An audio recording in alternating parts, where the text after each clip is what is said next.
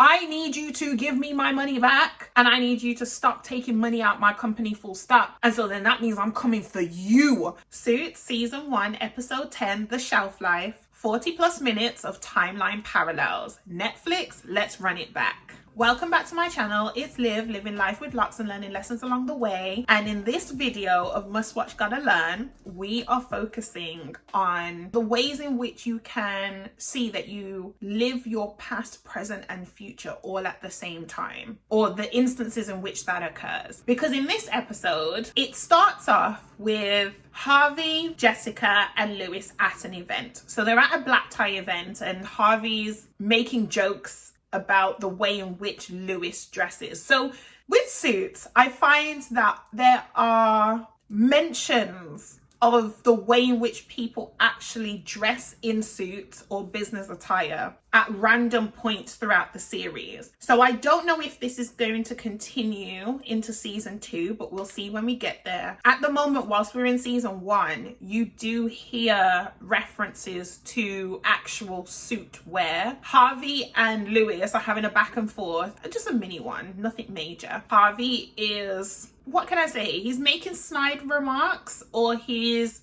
picking at Lewis because Lewis is wearing a grey tie at a black tie event. So I think I mentioned in a previous video that I would say Harvey can be black and white at times, very cut and dried, sometimes cutthroat, clean, sharp, and Lewis is all the grey areas because you never know what you're gonna get. He seems to be unstable, unpredictable, unreliable, undependable, just Lewis. He's a very unorthodox individual. Not saying that Harvey is typical, or not saying that Harvey is common, because he definitely is a unique specimen. But I'd say with Lewis, it's a character that is extremely complex, and not complex in terms of depth, because I think that's what Harvey's complexity perspective is. I would say Lewis is complex based on the ways in which he behaves, his attitude, the way he interacts with other people. He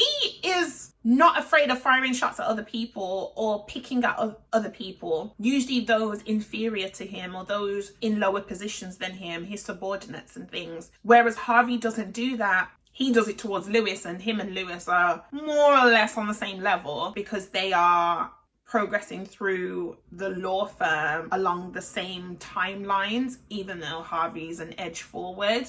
And Lewis doesn't necessarily fire shots at Harvey, maybe because he sees Harvey as superior to him, but Harvey will fire shots at Lewis or make jokes about Lewis that he wouldn't do in the same vein to the other associates outside of Mike. Mike is a special case because Harvey and Mike have their own relationship. Harvey doesn't talk down to other associates or those in lower levels of the hierarchy in the law firm, whereas Lewis, you wouldn't put it past him. He would definitely do that. So there is that interaction going on at the beginning of the episode, and Jessica is doing her people management again, but through the lens of playing mother to the boys, because she actually calls them boys in this situation, in this dialogue, because of the way they're behaving. They're like brothers, that like siblings. You know, if you have siblings, you have these disagreements, arguments, very much young, immature ways of communicating with each other as siblings. A bit of a back and forth, usually on opposing sides, because you are on the side of yourself. So Harvey and Lewis have that kind of relationship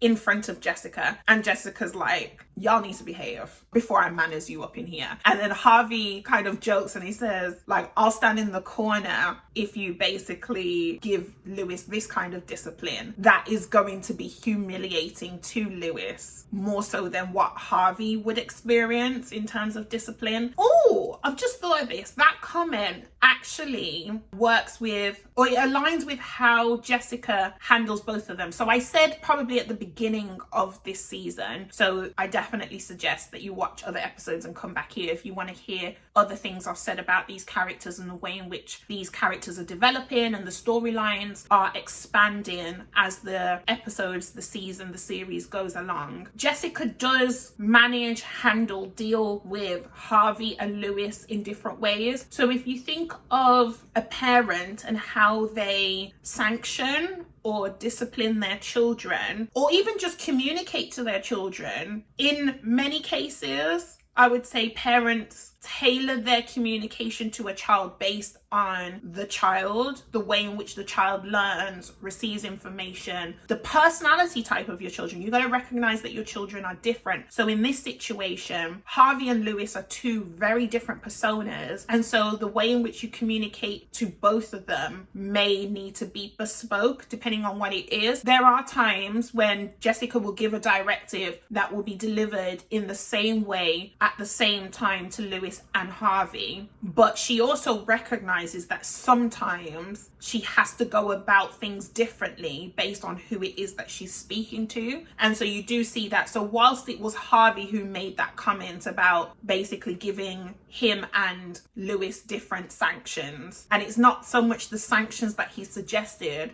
but more that he suggested that there's a difference in the ways in which Jessica should handle each of their personalities. And you do see that as the series goes on, which is something I'm looking forward to exploring more, to see the examples of how Jessica manages the dynamic that is Harvey and Lewis. This opening, or the opening of this episode, was on site. It was in situ. It was outside of the law firm. Whilst it was the law firm being represented or representing themselves at an event, by being present at that event, that's when the case then emerged. So the case that was focused on in this episode, the starting point was at this event, this black tie event that the three of them were attending. And so you do find that with each episode, either they're in the law firm and they're having some sort of discussion as colleagues, and then a case is brought to the table via Lewis Litt or via Harvey Specter or via Jessica Pearson, or there's a case that's against an opposing corporation. And so Harvey will be speaking to a client, or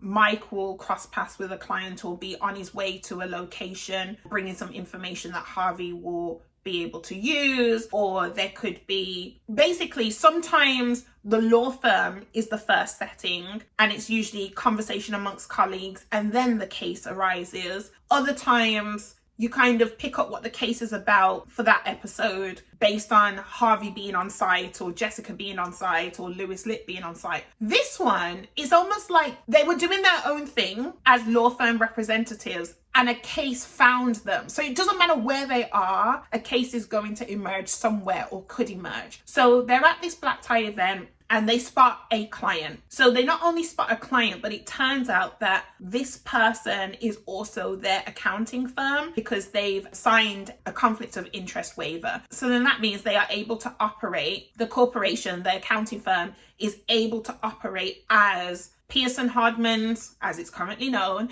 accountants, and also they are a client of Pearson Hardman, if that makes sense. There's clearly a conflict of interest there because they're basically clients of each other, because the accountant does the law firm's books and the law firm is the legal representative or the legal counsel for the accountant, for the accounting firm. So if the accounting firm ever needs to have an issue dealt with that requires legal input, Pearson Hardman step in, but the accounting firm sorts out their billing and their tax returns, etc., etc. There is that cross relationship that I didn't really think could happen. I guess watching this episode let me know that these things do exist, these things do happen. So it's understanding the relationships between corporations at times is important. So the person that Jessica, Harvey, and Lewis speak to at the event, her name is Tori. She's like the director or the CEO of the accounting firm, which is called Drybeck Accounting, I believe. Let me double check my notes.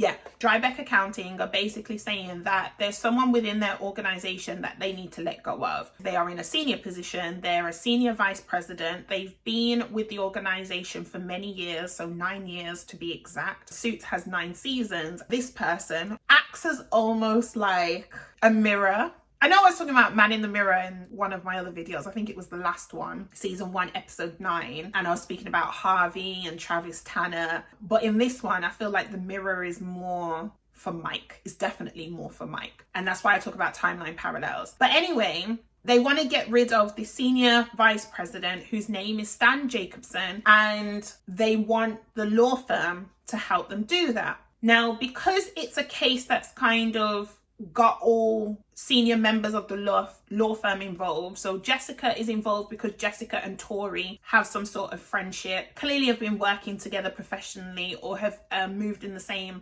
circles professionally for some time, with them being the accountants for the law firm and the law firm being legal counsel for the accounting firm. It sounds a bit messy, but we're going to keep going. So Jessica's involved in that regard, but it seems like Harvey's the one who takes more of a lead on the case. And so if Harvey's involved, then Mike is involved. And so Mike crosses paths with this Stan Jacobson through what he learns about the individual that they're trying to remove from the accounting firm, but also why. And he also crosses paths physically with Stan Jacobson. What you experience in Mike is almost like, I wrote down premonition. It's almost like he's seeing someone that's not him, who has made similar decisions to the ones he has made, and how his life is now blowing up. And so Mike is then having a bit of a reality check. And therefore, this is why I believe your past, present, and future timelines can run parallel to each other at times, and that there is some sort of parallel journey that is happening with Mike and Stan. So if I break it down a bit further, in the present day, Mike Ross is practicing law without having gone to law school, nor achieved a law degree, nor passed the bar, even though his name's in the law school alumni directory, as we know if you've watched previous episodes and my videos on those episodes, just as we're kind of putting the building blocks together. So in the present day, I don't know how long he's been working at the firm, or how long he's been Harvey's associate, or how many cases he's been involved in. I could probably add them up, but based on the Suits world, say he's been involved in a case per episode. So let's say 9, 10, but it's probably been more because, as I've mentioned, Mike sometimes does pro bono cases whilst the law firm is handling a much bigger case in terms of pocket, in terms of financially, like financial size. Present day, Mike is a lawyer to the wide world, to the Suits world. Unless you know,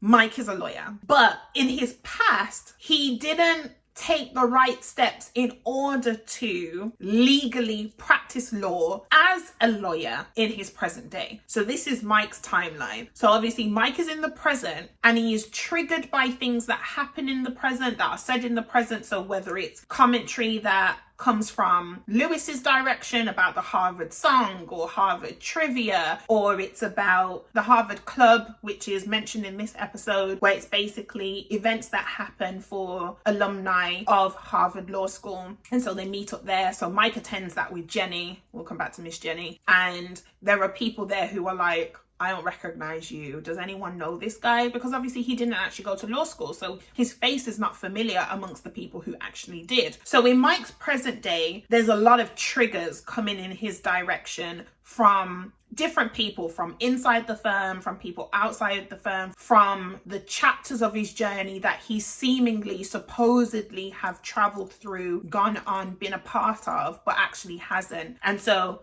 there's a lot of speculation and suspicion that is starting to build around Mike in the present day based on what he says was his past and what is actually his past. And then the future is Stan Jacobson. So Stan Jacobson, just for context, just to help you follow, just in case you haven't watched the episode yet and you want to get some juice, some meat about the storyline in this particular episode before you go watch it, or you have watched it and you need a reminder, or you've watched it and you're here to hear how I'm putting all the pieces together and what I'm pulling out of the episode as real life lessons from this very fictional world, very fictional series, but these things can happen in real life. So the future is Stan Jacobson, because Stan Jacobson's character, who is the employee that Tory Drybeck Accounting are trying to have removed from their firm, from their accounting firm, he is a man who has been practicing accountancy, doing the books for clients, as Harvey quotes, as Harvey says,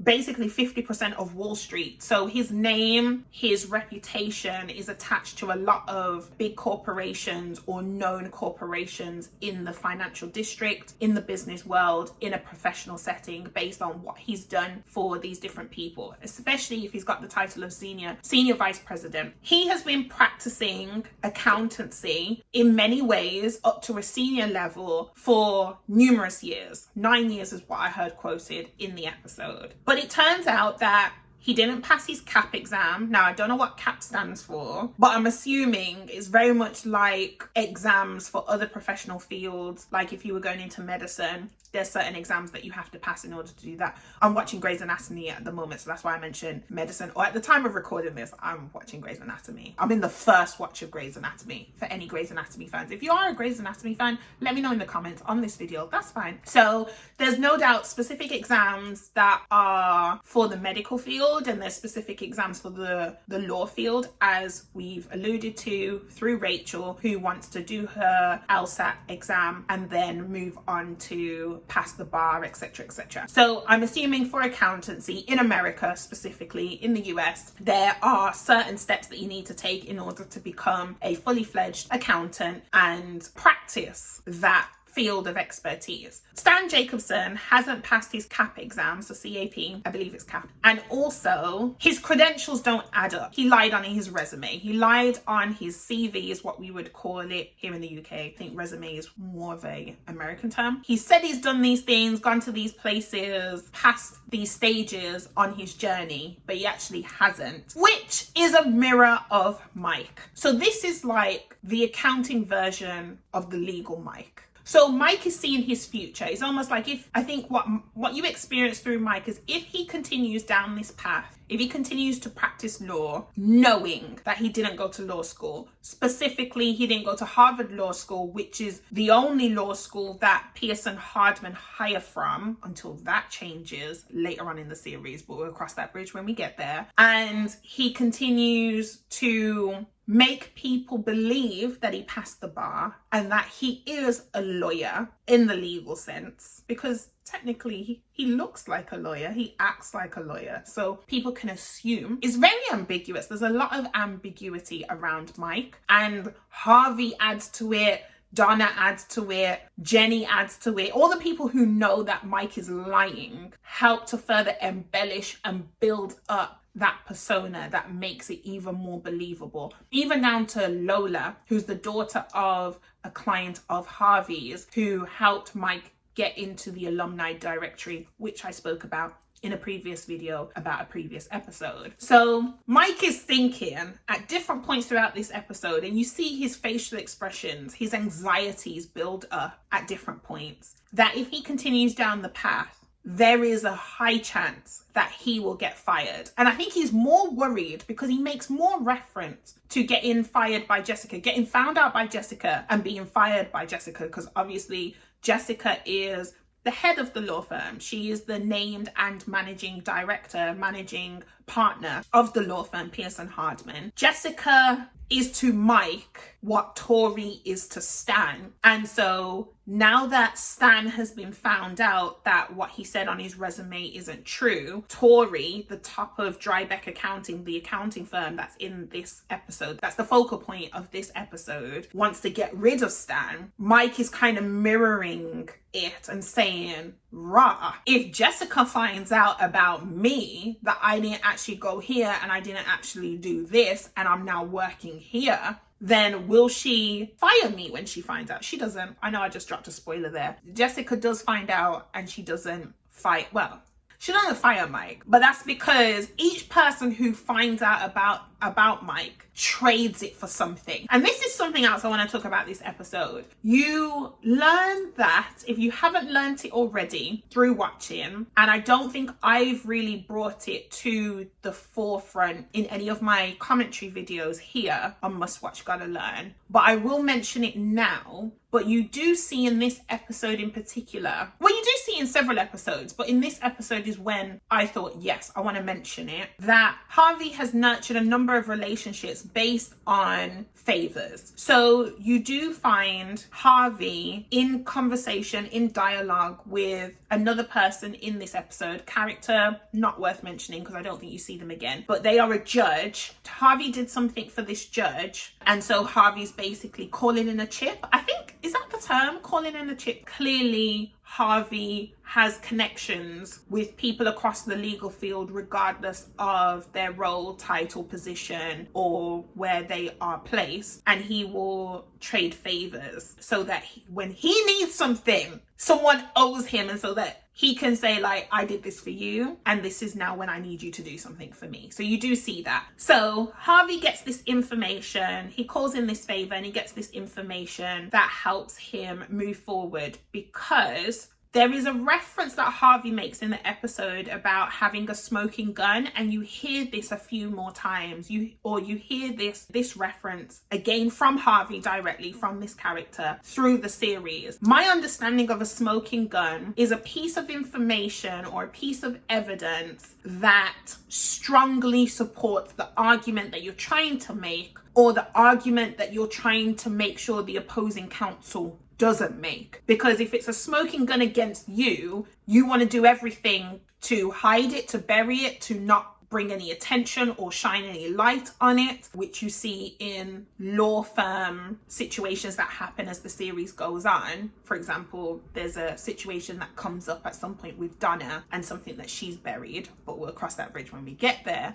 But in this case, or usually when it's in favor of Harvey or when it's on the side of Harvey, it's a piece of information that he needs that will help to support the argument that he's trying to make, or help him win the case, basically. It's the one thing that will allow, or that will ensure, or most likely ensure, that the opposing counsel or whoever's the opponent at the time, because sometimes you do find that there is some sort of head-to-head between the law firm and their client, or the person who's representing their client. So in this dynamic, just bringing it to season 1 episode 10, is that the law firm legally represents Drybeck Accounting, but there's something that Tori, the CEO or director, whatever her title is, has been doing or has been leading that Harvey feels like goes against his core values in terms of how to maneuver in a professional space. And so this piece of information that Harvey's trying to find out is not because he wants to crumble his client, Drybeck Accounting, because you do hear the lawyers make this reference. They'll clarify who their client is. You tend to see it through Harvey and Jessica. They do a lot of that, and Lewis Litt as well. When I'm making notes of these episodes, I do it based on character. So as the character appears, I'll write their name or their initials down, and then it creates like a format for me to unpick the episode. So I unpick the episode based on the character, because it's the characters that I'm bringing to life, and it's from them that I'm learning. their life experiences, the way in which they communicate, the way in which they behave or treat other people. The life lessons are coming from the people and the situations that they find themselves in. So what you hear Harvey say in this episode is that dryback accounting is the client, not Tori. So I don't have loyalty to Tori. And then Jessica's like, yeah, but she's been leading dryback accounting for this long and she's a friend and everything. And Harvey's like, yeah, but she's been doing something wrong. Now, might be doing something wrong. Interesting how Harvey's moral compass swings based on who he's defending. Mike's on his side. So what Mike has done, it's like, I'm a part of that, I'm an accomplice. Because at this point, Harvey and Mike are equally guilty for the decision that they made. Yes, they were probably equally guilty from the beginning, but if you weren't sure, definitely at this point. Because the way that Harvey just kind of brushes off what Mike is experiencing is like, don't worry about that, you're different, it's okay, I got you. In this episode, when they are literally trying to get the facts on a situation that heavily resembles Mike through this Stan Jacobson, it's interesting to watch how Harvey just smoothly navigates that whole landscape. But Harvey reiterates that Drybeck Accounting, the accounting firm, is his client, or Pearson Hardman's client, not Tori. So if Tori is doing something wrong, we have every right to find out the truth and do something about it and get that wrong righted. Now, before I talk briefly about the other things that are going on in the law firm, what I will say is one of the pieces of information that Mike finds out about Stan, which is part of the smoking gun evidence, they need to have physical evidence about the lie. I guess they're trying to have all their cards on the table. They're trying to know what they're getting themselves into. So Pearson Hardman feels like they need to investigate in this case further and trying to understand the accounting firm a lot more before they can move forward, or at least that's what Harvey wants to do. Harvey feels like there's things that he wants to investigate, there's things he wants to know before he just gets rid of this guy, gets rid of Stan on behalf of the accounting firm. So they basically need to cross-check the resume with what is actually the truth, so that if those two things don't line up, I guess it would be like using Mike as an example, because if you've been watching this series with me, or at least watching these videos, let's use Mike as an example because he's probably the easiest one to consider because we've had him for all of the episodes so far. Is like Mike having his resume, his CV, saying that he went to Harvard Law School, he finished college, he went to Harvard Law School, he's got his degree, he did this, that, and the third in order to get where he's at now. They would then have to cross-check against the records of Harvard Law Firm, and then cross-check against any colleges that he said he went to, and cross-check against the bar, and making sure that everything checks out. So what they've done with Stan is they've run a background check so that they're not relying solely on what he has said about his journey, about his career path, about his career history, his employment history, his educational history on his CV, but he's also telling the truth. It's not just a case of what he said, but fact checking. So that's what the background check has been for. And it's brought to light that the background check took place 5 years ago. Now I said, as the episode said, Stan has been working for the accounting firm Drybeck Accounting for 9 years. So if the background check was done 5 years ago, that means someone knew that his resume does not check out with the things that he says he's done based on the records of the places he said he's been, the exams he said he's taken, and the degrees he says he has. Like basically all the steps that he would have had to take in order to get employed, because he was employed based on his credentials. But if those credentials are fictional, I know everything's fictional right now. If his credentials are fictional, then that means he lied. He's a fraud in this scenario. And someone knew about it from 5 years ago. They've known for the last 5 years. And it's like, what's going on under your nose, as they say. That means Tori must have known. Tori, CEO. But the thing is, you can see how Tori may not have, if you look at it that way, because Jessica doesn't know yet that Mike didn't go to law school, didn't go to Harvard Law, didn't pass the bar. I think what this case really does is shows, it's almost like it puts on blast what's happening at the law firm through the lens of the accounting firm that this law firm is supporting or trying to help through this situation, because all of this stuff is going on underneath Jessica's nose via Mike. So then you can see why Tori can make the argument that she didn't know about Stan until only a couple of days ago. She can play it off that she didn't, but maybe she did. And then what they do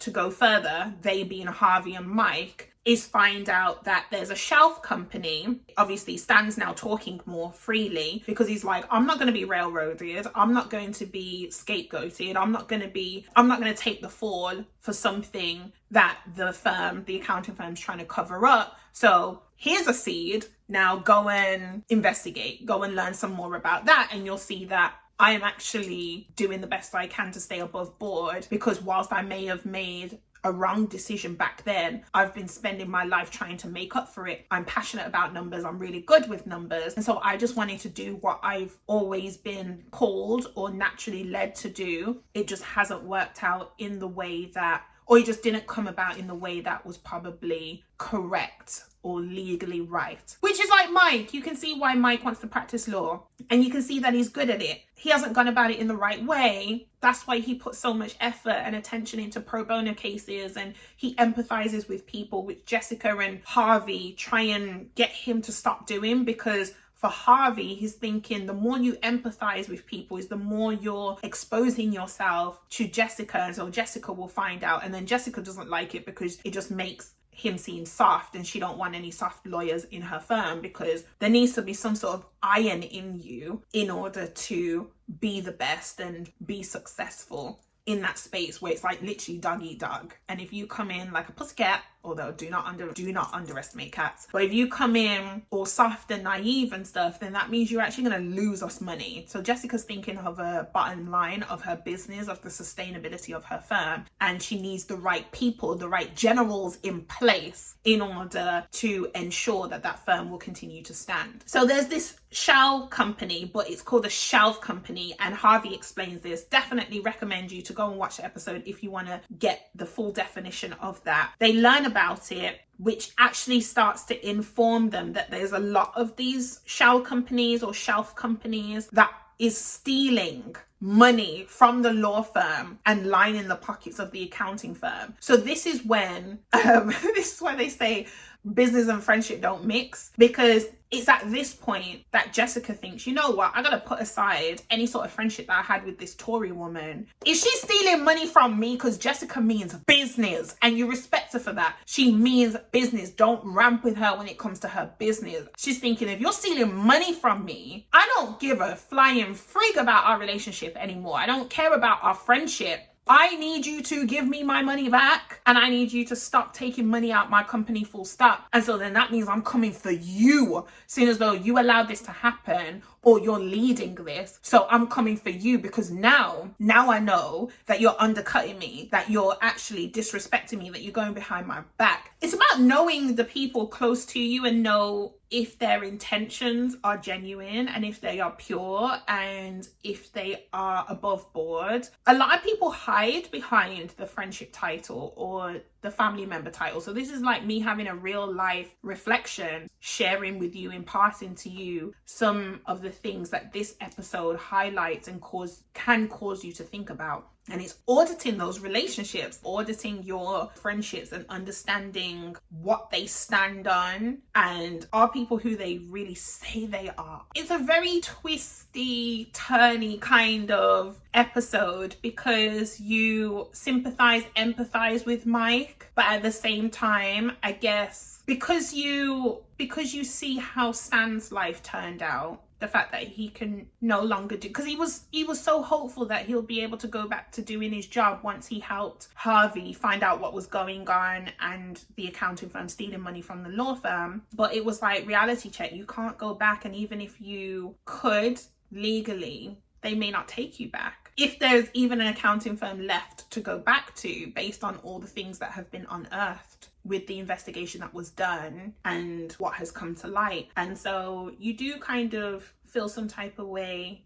about how that panned out for Stan. Now, Stan, you do see come up in a later episode. Mike circles back to him when he needs advice. So you do see what Stan does moving forward from this situation. I don't know when that happens, but when it happens, we'll no doubt talk about it. And I'll be like, remember in season 1, episode 10, this happened? Here's Stan in season whatever, episode whatever, making a reappearance in the storyline or the story arc. That is Mike trying to cover up his lie. Now, I spoke earlier about other characters supporting the embellishment of Mike's lie, and that includes Miss Jenny. I will probably wrap up this episode with some of the in-house exchanges that are happening at Pearson Hardman, because there's this love triangle that is expanding between Mike, Jenny, and Rachel Zane, as we know. Rachel Zane being the paralegal who's Mike's professional colleague in the law firm itself. And then you've got Jenny, who's not Mike's girlfriend. Mike says she ain't my girlfriend, because there's references of Jenny to Mike about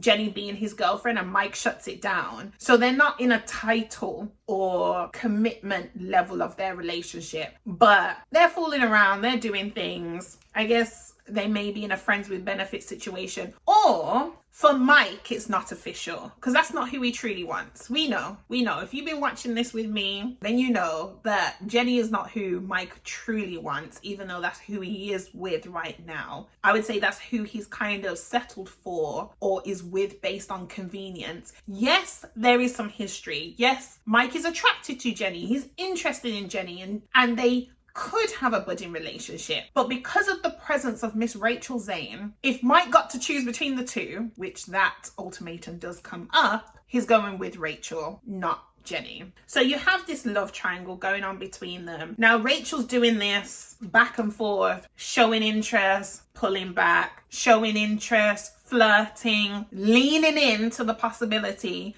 giving Mike hope, making Mike think things and feel things and wonder things and begin to assume things or whatever, or try and put pieces together. And then she's like, don't date anyone at the office. No, you're with Jenny. Trying to find out information about where him and Jenny are at, but then pull back and says, I actually don't care. Yes, you do. Yes, you do care, Rachel. You're trying to pretend that you don't care what's going on in a man's life, but you do care. So stop lying to yourself. Have some self-respect. Be honest about where your head's at. Because then she leans in to give him Mike hope so much that she kisses him. And so then that starts a kind of cycle of things. No, that starts a snowball effect, because Rachel kisses Mike. I won't say Mike and Rachel kiss. I won't say Rachel and Mike kiss. I'd say Rachel kisses Mike. And then Lewis sees it, and then Lewis drops some droplets, some seeds of doubt in Jenny's head. He's not wrong. He's not wrong. Something did happen. Something is happening. Something is brewing between Mike and Rachel. But Lewis did not need to make it his business to go and tell Mike and Rachel's business to create business for Jenny. He didn't need to do that. He could have focused on his own messed up love life and sexual escapades that he's got going on in this episode, and other things that will begin to ensue as the series goes on, and just weirdly talking about it with Mike. Like, why are you talking about your sex life with Mike? I don't get it. I think Lewis likes to think, or would like to think, that he's some sort of stud. Just someone he is. I am someone who's a strong believer that everyone is attractive to someone. But Lewis, calm your boots. Like, be humble about it. Be grounded. Be realistic. You don't need to act like people can see your sexual energy, or that people care to see it. Now, Harvey is a different matter. Harvey's pretty. I don't usually do pretty boys, or pretty men, but you see it. You see the appeal. With Lewis, he's a peculiar taste. You either like him or you don't. Whereas with Harvey, it's obvious that a lot of people would be attracted to him, interested in him. Whereas Lewis, you have to want something really different, which works out well for him, which I'm happy for. He's not everyone's cup of tea, whereas Harvey could be a lot of people's cup of tea. Harvey's not my personal cup of tea, but I see the attraction. I could flirt with the idea of Harvey. Lewis, I'd be like, nah, we're good. So that's season 1 episode 10. If you would like to watch more episodes with me, then please like, comment and subscribe and hit that notification bell so that you do not miss an upload of an episode of a season or a series, because I've already said that I'm not just going to do Suits. I'll also do other series as well. So please let me know if there's a series that you're watching that I'm watching, or a series that you're watching and I haven't even tapped into it yet. And I'll see you in the next video. Thank you for watching another video on Must Watch Gotta Learn. You can find more commentary for Suits season 1 on my channel. And if you want to be the first to watch any new season or series, then subscribe to my channel. On Must Watch Gotta Learn, we turn our favorite fictional TV series into real life lessons. It has never been more fun to binge watch a rerun.